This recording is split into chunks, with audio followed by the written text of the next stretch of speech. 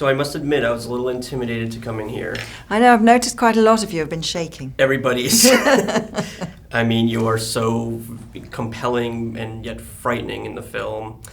Can you talk a little bit about entering the headspace of that character? Yeah, well, it was a journey, two of us getting in there. It was Nicolas and me very much.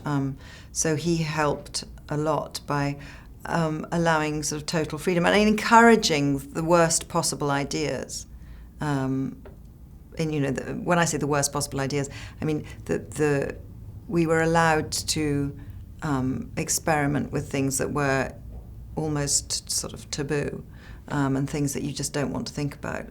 But you know that you're going to think about them for those few minutes when the camera's rolling, and you're going to put them into. I'm thinking particularly about the scenes with the mother and Ryan Gosling's character in the beginning, which are kind of weirdly sexual and very uncomfortable making. Yeah, I mean, is it the sort of thing, I don't know your process, but it's the sort of thing where, you can't shake that character after a while? Oh yeah, you can shake it very easily. Okay. Oh yes. It's a relief to get the wig off. Right. And that was something that I was able to do because of this armour, of this costume and the disguise with the false nails and the false hair and all that kind of thing. It was actually also a way of getting rid of the character, just taking it all off. I read somewhere that Only God Forgives is a film that is very difficult for you to watch personally. Can you elaborate on that a little bit? Well, I just find it really disturbing and very shocking. Not so much the kind of special effects, beautiful special effects, but the underlying implications of all of this is just it's all really disturbing.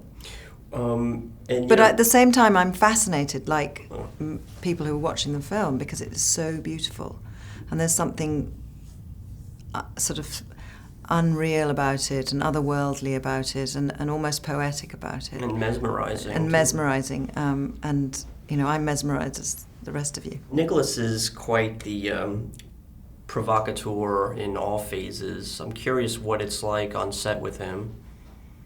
It's actually a really calm set. He's very quiet and very trusting. So you create this sort of mutual trust because, as I said earlier, he allows you to play with ideas that with most people you wouldn't dare go there. He manages to get all sorts of funny things out of you. He brings the best and quote-unquote worst out of you, right? Yeah, but it's a safe place, so it's it was fun and terrifying, and I was glad when it was over. And your accent in it is so perfect. I mean, it just has this lived-in feel. How long does it take you to get that portion of your performance down? Well, I had a dialect coach with me. That was something that was very frightening to me because in the beginning she was supposed to be English, and then when Ryan came on board I said, but does Ryan do a good English accent? They said, no, you're going to be American. So it was a bit of a shock. But that's another reason why I needed all that armour of the way she dresses and everything, because I needed some way into this character, because I felt so remote from her, especially when she changed nationality. Yeah. What do you hope people walk away from Only God Forgives feeling and thinking? That's a very good question, and one that I still haven't found. I don't have an answer for that one, I'm afraid.